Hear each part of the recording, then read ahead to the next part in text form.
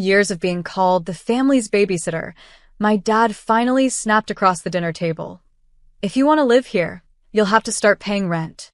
The room went silent, my sister smirking into her glass, Mom pretending not to notice, as though this was the moment they'd been waiting for. I didn't argue. I didn't beg. I smiled, stood, and without a single word, I walked to my room, grabbed my bags, and drove off into the night. A week later, my sister texted, but by then, everything had changed. "My name is Hannah Riley, I'm 29. And if you think you know how this ends, stay tuned." What happens when the scapegoat they dismiss as help finally leaves and takes more than they ever realized with her? That night, headlights carved the road ahead of me as I drove past the fields outside town. The house behind me shrank into darkness, along with years of unpaid babysitting, unpaid respect, unpaid acknowledgement. They had raised me on duty, not love, and duty had become their excuse to never see me as more. At a red light, I checked my phone. No apology.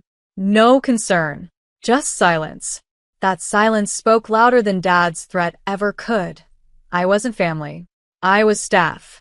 I found a small apartment the next morning, creaky floors, mismatched cabinets, but mine. For the first time, I unpacked for myself. Every picture I hung, every plate I stacked, whispered one thing: freedom. I didn't know then what storm was coming. I didn't know the same people who dismissed me would come crawling. But I was ready. Because when you've been invisible your whole life, walking away makes you unforgettable. The first few nights in my new apartment felt strange. The silence pressed against me at first. No kids crying down the hall, no mom calling my name, no footsteps demanding I fix something. Just the hum of the fridge, the creak of the pipes, and my own breathing. But slowly, that silence became comfort. For the first time, I didn't wake up with someone else's schedule taped to my day. No drop-offs, no late-night babysitting while my sister went out, no guilt trips from Dad about being lazy. I picked up extra shifts at work, saved money, and even started painting again, something I hadn't touched since high school. My little studio became more alive with color than the house I grew up in ever had. Then came the text. It was a Tuesday morning. My phone buzzed with a message from my sister. "Where are you? The kids need you. Mom said you're being selfish. Just come back already." Selfish. The word burned, though not the way it used to. It almost made me laugh. After years of raising her kids, sacrificing my 20s, being her safety net, suddenly I was selfish for choosing myself. I typed back slowly, carefully.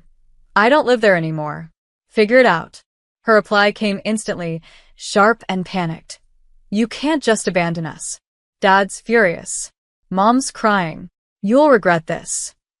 I stared at the words, my chest tight but steady. They thought I'd come running. They thought guilt would drag me back. But I wasn't theirs to command anymore. For the first time, the weight was on them, and I was finally free to breathe. By the end of the week, their silence had turned into chaos. Mom left me voicemails layered with dramatics. "Hannah, the children miss you. You know your sister can't handle everything alone. You're tearing this family apart." Dad's tone was sharper, angrier. "You think you're grown because you moved out? You'll come crawling back once you realize you can't survive without us." And my sister? She kept texting at all hours. The words shifted from demands to begging, then back to insults. "You're cruel. The kids keep asking for you. You're not just their aunt, you're their second mom. How can you do this to them?" Each message twisted a knife they had planted years ago. But this time, instead of bleeding, I felt the wound closing. Because I wasn't abandoning anyone. I was giving back what never should have been mine to carry. One night, I sat on the floor of my apartment. My paintings leaned against the walls, half-finished but vibrant. I looked around at the mess, coffee cups, open sketchbooks, laundry I hadn't folded, and smiled. For the first time, the chaos was mine. It didn't belong to them. The next morning, I sent a single message in reply to all their noise. "You called me the babysitter. That's not family, that's labor. Pay a nanny." I hit send, my hand steady, my heart surprisingly calm. Minutes later, 3 dots appeared, then vanished. No reply. For once, They didn't have an answer. And I realized they never did. All they ever had was me. Days passed, and the flood of messages slowed, but not because they accepted my absence. No, it was because they were scrambling. A cousin texted me quietly. "Your sister asked me to watch the kids. She's desperate." Another wrote, "Your mom told everyone you abandoned the family. People are starting to talk." Let them talk. For years, their gossip had been my prison. Now it was their chain. One night, Dad showed up outside my apartment. His car idled on the curb, headlights cutting across my window. When I opened the door, his face was set in stone. "You're making a fool of us," he said. "Do you know what people are saying? That our daughter walked out and left us to rot." I crossed my arms, leaning against the doorway. "Maybe you should think about why I left." His eyes hardened. "Don't be dramatic. You had a roof, food, family. And now you throw it away over what? A little rent." I let out a bitter laugh. "It was never about rent, Dad. It was about respect. And you never gave me any." For a moment, his mouth opened as if to argue, but nothing came. He turned on his heel, muttering something I didn't catch, and drove off. As his taillights disappeared, I stood in the doorway longer than I needed to, the night air cool against my skin. It hit me then. They weren't worried about me. They were terrified of what life looked like without me holding it together. And that fear? It wasn't mine to fix. The following week, I got another text from my sister. This time, it wasn't laced with insults or threats. It was raw panic. "The babysitter quit. The kids won't stop crying for you. I can't handle this. Please come back, Hannah. I'll pay you. Pay me." I read those two words over and over. For years, I had been free labor. My reward had been eye rolls, comparisons, and a title, the babysitter. Now that I was gone, suddenly my time had value. But I didn't reply. Instead, I sat at my tiny kitchen table, sketching another painting. The strokes came easier these days, freer. My life was starting to feel like the canvas, blank at first, messy in the middle, but mine to shape however I chose. That evening, Mom called. Her tone was softer than before, almost pleading. "Hannah, your sister is drowning. You've made your point. Now come home. Family is family. You don't turn your back when things get hard." I closed my eyes, holding the phone to my ear in silence. For years, they had told me that same line whenever they wanted something from me. Family is family. But I finally saw the truth. Family to them had never been love. It had been leverage. I lowered the phone and whispered, "Then maybe we were never family." I hung up before she could answer. For the first time, I didn't feel guilt. I felt weightless. They had built their world on my shoulders. Now, without me, it was collapsing. And I wasn't rushing in to catch the pieces. By midweek, the silence from their side was deafening. No more calls. No more guilt-ridden messages. Only the faint echoes of a family scrambling without its crutch. But silence has a way of speaking louder than words. I got the proof when a mutual friend pulled me aside at work. "Your sister was at the grocery store yesterday, screaming at the cashier because her kids were running wild. Everyone saw it. She kept saying, 'My sister abandoned me. She ruined my life.' Ruined her life." I almost laughed. I had given her mine for years, weekends, nights, birthdays. She had lived free while I bore the weight. And now, with that weight gone, she was crumbling. That evening, I sat by the window of my apartment, the city glowing outside, and let the quiet wrap around me. My phone buzzed with another message, this time from Dad. "You've proven your point, but this family doesn't work without you. Come back, Hannah. Enough games." Games. That was what he thought this was. A performance. A tantrum. He still didn't see it. This wasn't a game. This was my life. And for once, it belonged to me. I typed a reply, steady and short. "I'm not coming back." Then I turned off my phone, set it face down, and picked up my paintbrush.